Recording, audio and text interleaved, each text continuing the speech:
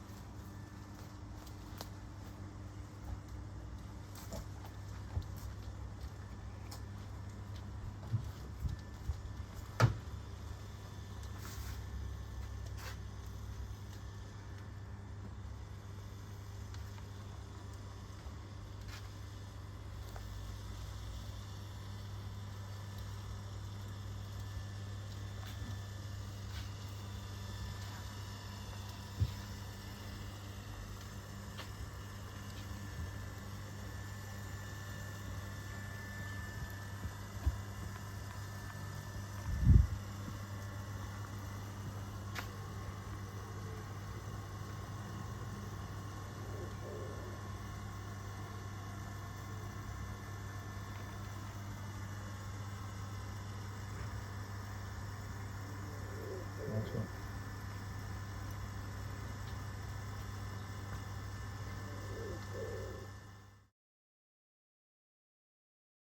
Right, Hey? you can get it this way. Yeah, I'll just do it a bit that way, then I'll come round.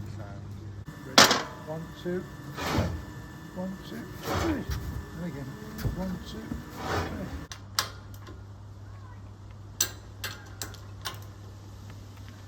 3. Ooh, what's that? Excellent. Didn't hurt, did it? Not painful at all. You know, there's you.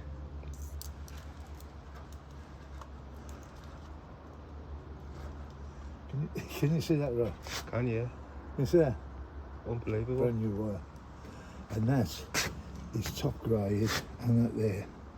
When I power wash, that's all you do is water on it. But with this, as it is like that now, pull all that off, because it contaminates the black carbon.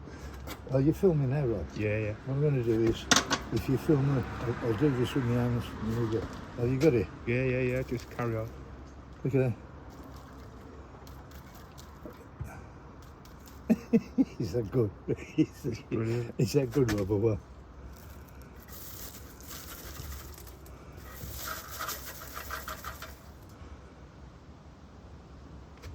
Is that the business, Robert? And a 3-pin plug. That was a circuit, that was.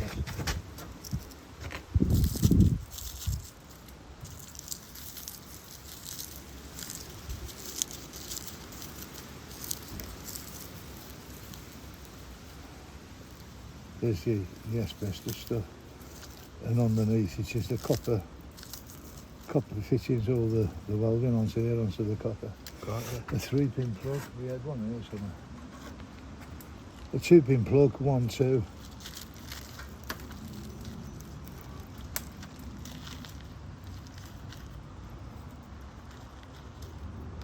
One pin. The bits of copper on the inside need battering, and 2-pin. The copper's not there. There it is there. So, and the little tiny electric motors, the steel off it.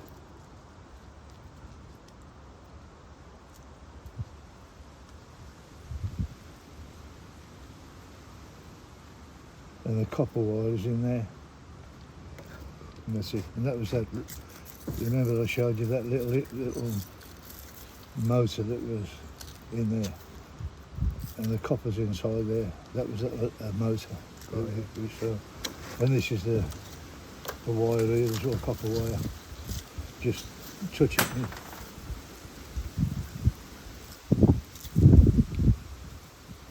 Dry bright once I put a nose on it.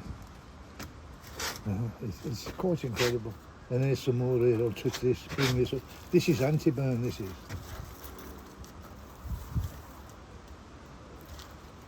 cleaning it with my finger.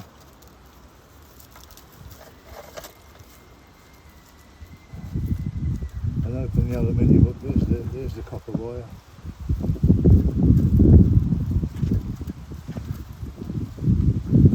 Dried right once it's been washed. And that was the starter mass of the armature on that. That's aluminium, it hasn't burned. But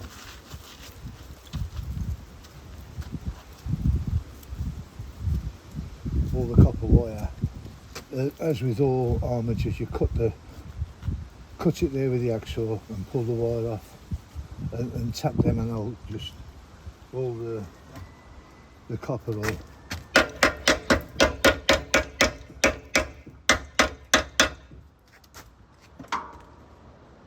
That's just tapping it with the vibration. Dry bright. I haven't polished that, that's the vibration off that. So this is it, it's just, when you look at it you see it's dirty, that's not clean. But there's dry bright wire, and it's, once it's been dry bright, there it is there inside. Wow. 6,200 pounds a ton. And you've got the Christmas tree wire, which is all underneath that. And we've got the computer, which is behind this here. I think what we need to do is lift this down and we'll put it at the end, and you can see that's part of the computer there. Yeah. So you want to just outclean there. This is anti-burn.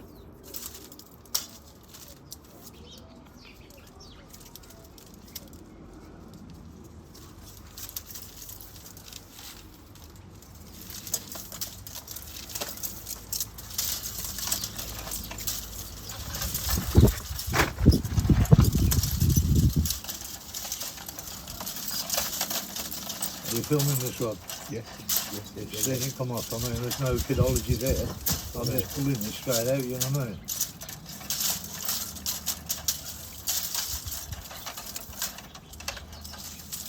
You see, they can't, you know, they've got machines that they feed it into that strip it and chop it up. Yeah. But they put the aluminium in this. You couldn't do it because the aluminium goes in, it contaminates the copper, and as a consequence, the copper is not dry bright, and this hasn't been cleaned.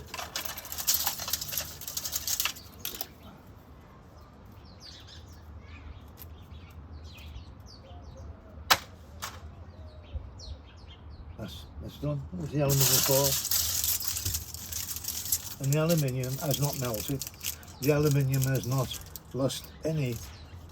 If the integrity of the copper wire was affected, the aluminium would be powder. And nothing's damaged. It hasn't lost any tensile strength, as you can see. That's hurting my hands to it because it's quite thick, the aluminium. Now you couldn't do that with aluminium, it would break. If it had lost any tensile strength, I couldn't screw it up. It's just powder, and that's what happens. And the copper wire has not lost any strength, and that's it there. That's it. That is the clean wire. But if I power wash it now, it will go, all that will go bright. But it is basically, the dealers that I deal with would accept that as dry bright copper, the best copper, at 3,300 a tonne as it stands now. And this time in a year's time it's going to be about £12,000. So there is the clean wire. Now what we'll do, we'll come back and have another go when we get the smoke stuff, before we put the next load in. Does that look good? Yeah. That is it.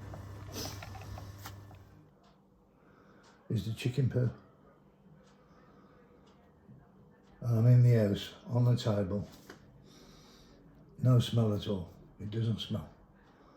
It's been iron, but because it's not been burned, this will still be just as powerful a fertiliser as it was with the chicken juices in. By removing the chicken juices that turn that poo, corn in, or whatever feed it is, into poo, that is the treated poo that you're seeing that comes out the machine and breaking it up. This is when it's been riddled and it's fine. And now that can be turned into compost, fertiliser, whatever you want to call it. And it can be spread on the fields in a pellet form with the added wood ash that we use to make it. That is the wood ash that is recovered from the reactor as well, because it works on burnt wood. But the product, the feedstock is not burnt, it's dehydrated. There's a difference between incineration and dehydration. No flame has touched this. This can't burn because it's in an atmosphere that's got no oxygen. You can't burn it. So it's never been burnt. When you burn anything, you destroy the integrity of the product. You make ash. And what they're doing, they're burning the chicken poo on the farms, on the chicken farms, on the 20 million tonne of chicken poo is being burnt, and all they're doing is throwing potash back on the land. They're not throwing fertiliser. It would be benign. They've killed the phosphate by burning it. Okay, it won't possibly poison the river as such with phosphate, but the ash is, will make the river milky. Now this phosphate that's been treated by dehydration, we will now show the difference between untreated chicken poo in a 5 litre jar and the chicken poo that you're going to see has been in the jar for 16 days. 16 days, and you'll see how clear it's come. We'll stop now. If you want to stop, I'll get the chicken poo. This is the same 5 litres of water with 2 ounces of treated chicken poo in it. That is the poo that I've just showed you and picked it up. There's 2 ounces in that neat, and that's been in there since, when did we film? Sunday? Thursday. Since Thursday. It is now Saturday, so Thursday, Friday. It's been in there 2.5 days. It went in at 7 o'clock on the night, and within an hour you could see through it, and that's been there 2.5 days, and it's clearing all the time. But within an hour it is almost as clear as that. It doesn't cloud it up like that. That's 16 days. This is 2.5 days, and it will be near enough as clear. I think this water, as it stands at 2.5 days with chicken poo, is probably cleaner than the Wye water, the River Wye's water. So, untreated chicken poo, treated chicken poo, and the byproduct of the poo, after it's been treated, has still got its qualities for fertiliser. Nothing's been taken out. Only the dangerous juices that the chicken produces to break the food down, and that's in that water. There's none in that water because I've dehydrated the chicken poo. It went in wet and it's come out dry. It's been filtered, it's been ground down to a dust compound, which will be then mixed with potash, wood potash, made into a pellet form that can go on the land safe and slowly break down. If any runoff, you're going to get clean water of it. It's not toxic.